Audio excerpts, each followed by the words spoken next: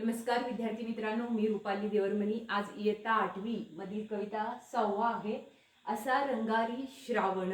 ऐश्वर्या पाटेकर यांनी लिहिलेली ही कविता असून, श्रावण महिना हा काय असतो? आनंदाचा एक ऋतू असून श्रावणात निसर्ग भरतो नि सण व्रतवैकल्याने माणूस सुखावतो।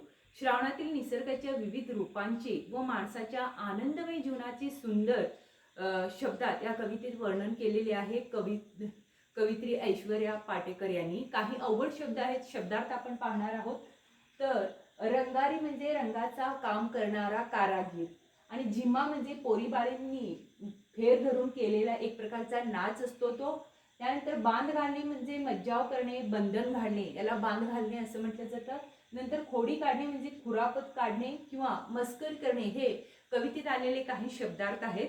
आता आपण कविता पाहूयात। श्रावण महिन्यात निसर्गातील विलोभनीय व मनोहारी दृश्याचे वर्णन करताना कवी म्हणतो, असा रंगारी श्रावण रंग उधळीत येतो, सृष्टीचा गा चित्रकार हिरवा देखावा रेखितो। श्रावण हा रंगाचा जादूगार आहे।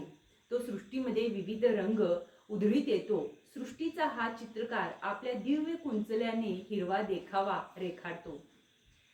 कलावंत हा साजिरा, काय त्याची कलागत, जागोजागी चित्रांचीच त्यानं मांडली पंगत।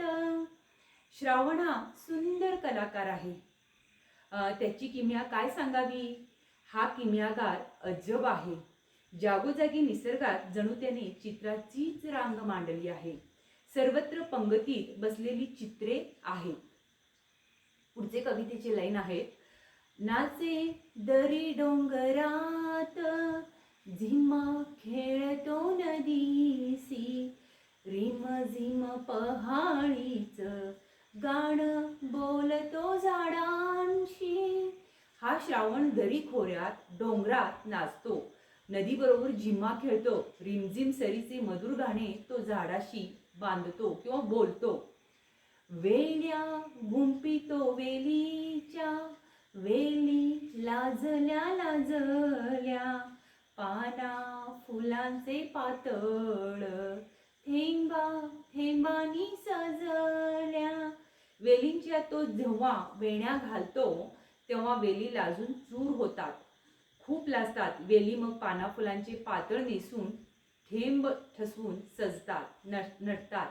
अशा प्रकारे कवी सांगतायत, झुले पोरींना झुलाया, असे टांगतो झाडाला, देतो झुलता झुलता लय पोरींच्या गाण्याला।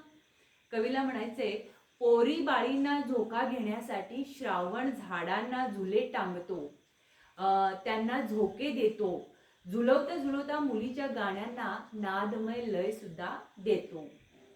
पुढचे बोल आहेत, पोरांमध्ये खेळायला होतो श्रावण खेळगा, दही हंडीच्या संगती चिंब गोपाळ अवघा।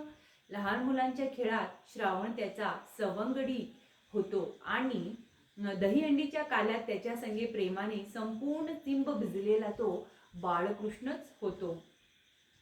पावसाचं घर कस लख उन्हात बांधतो, खोडी काढून खट्याळ झाडा आडतो लपतो। म्हणजे शुभ्र उन्हात तो पावसाचे घर बांधतो आणि खोडकर श्रावण पावसाची खोड काढून मस्करी करून झाडामागे लपतो। इंद्र धनुष्याचा बांध असा नभाला घालतो, रंगी बेरंगी फुलांची नक्षी रानात गोंधतो। आकाशाच्या अफाट निळाईत श्रावण इंद्रधनुष्याचा सप्तरंगी बांध घालतो, रंगीबेरंगी फुलाची ही नक्षी हिरव्या रानात सजवतो आणि ठसवतो। असा रंगारी श्रावण, श्रावण रंग उधळीत येतो, हिरव्या सृष्टीच्या मळ्यात खोपा करून राहतो. असा हा कलावंत रंगारी श्रावण रंग उधळीत फिरतो आणि हिरव्या निसर्गाच्या मळ्यात आपले घरटे बांधून राहतो. असं कवित्रीचे नाव आहे ऐश्वर्या पाटेकर यांनी श्रावण महिन्यात येणाऱ्या ऋतूचं, निसर्गामध्ये होणाऱ्या बदलाचं अतिशय सुंदर अशा प्रकारे वर्णन केलेले आहे. कविते